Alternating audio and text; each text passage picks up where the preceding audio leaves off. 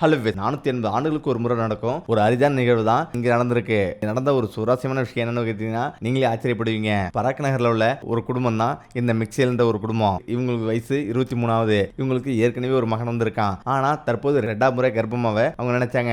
அப்படிதான் வந்து கர்ப்பமும் ஆனாங்க. ஆனா மருத்துவ குழுவால ஸ்கேன் பண்ணி பார்க்கும்போது அவங்களுக்கு ஒரு அதிர்ச்சியான ஒரு தகவல் என்னன்னா, அதாவது 4-5 மாசத்துக்கு பிறகு வயிறு மிகப்பெரியதா வீங்கி இருக்கு. அதுக்கு என்னன்ட்டு மருத்துவ குழு போய் கேட்கும்போது அவங்க வந்து ஏற்கனவே 2 குழந்தை இருக்குன்னு சொல்லிருக்காங்க. 2 மாசம் கழிச்சு திரும்பவும் போனா திரும்பவும் வந்து பல மடங்கு வீங்கி இருக்கு. அப்ப என்ன சொல்றாங்க, 3 குழந்தையோட இருக்கும்னு சொல்றாங்க. அதுக்கு பிறகு திரும்பவும் வந்து போறாங்க. இப்ப 4 குழந்தை அப்படின்னு சொல்றாங்க. அப்பதான் அவங்களுக்கு அதிர்ச்சி வந்து காத்திருக்கு. அது என்ன அப்படின்னா வந்து 4 குழந்தை ஒருவேளை இருக்குமோ, நம்மளால முடியுமா அப்படின்னு கூட நினைச்சிருக்காங்க. ஆனா மாதம் செல்ல செல்ல அவங்களோட வயிறு மிகப்பெரியதா வந்து விரிவடையுது. இது அவங்களுக்கே பயங்கர ஒரு அதிர்ச்சி ஆகுது.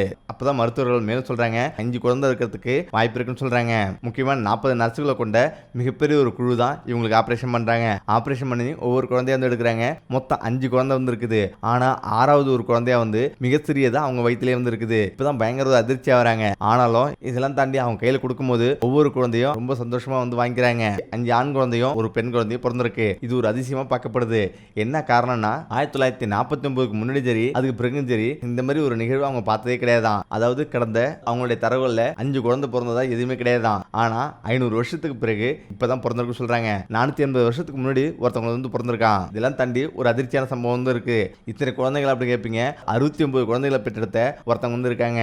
அதுவும் ரஷ்யாவில் வந்த பெண்மணி ஒருத்தர் 69 குழந்தைகளை பெற்று கின்னஸ் சாதனை புத்தகத்துல இடம் பெற்றிருக்காரு. இந்த தகவலை கேட்ட சில பேர் இது உண்மையில் நடக்கிறது வாய்ப்பு இருக்கா, உண்மையிலே இப்படி ஒருத்தர் 69 குழந்தைகளை பெற்றெடுக்க முடியுமா அப்படின்னு கேட்டிருக்காங்க. ஆனா அதுதான் உண்மை. ரஷ்யாவை சேர்ந்த பியோட்டர் என்பவரின் மனைவி தான் இத்தனை குழந்தைகளை பெற்றிருக்காரு. விவசாய குடும்பத்தை சேர்ந்த இவங்களுக்கு 16 இரட்டை குழந்தை வந்து பிறந்திருக்கு. அந்த வகையில 32. அடுத்து 7 முறை தலா 3 குழந்தை வந்து பிறந்திருக்காங்க.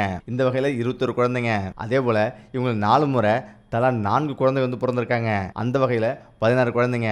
இப்படி மொத்தம் 69 குழந்தைகளை இவங்க பெற்றெடுத்திருக்காங்க. இந்த செய்தி கேட்ட நமக்கு எல்லோருக்குமே பயங்கர ஒரு அதிர்ச்சியாக தான் இருக்கும். ஆனால் அதுதான் உண்மையும் கூட. இந்த தகவலை 1782ஆம் ஆண்டு பிப்ரவரி 27ஆம் தேதி நிக்கோல்ஸ் மலையா என்ற பத்திரிகையிலும் இந்த செய்தியில் தான் இந்த தகவலை போட்டிருக்காங்க. அதே போல 1783ஆம் வருஷத்துல வந்த ஜென்டில்மேன் என்ற பத்திரிகையிலும் இந்த தகவலை போட்டிருக்காங்க.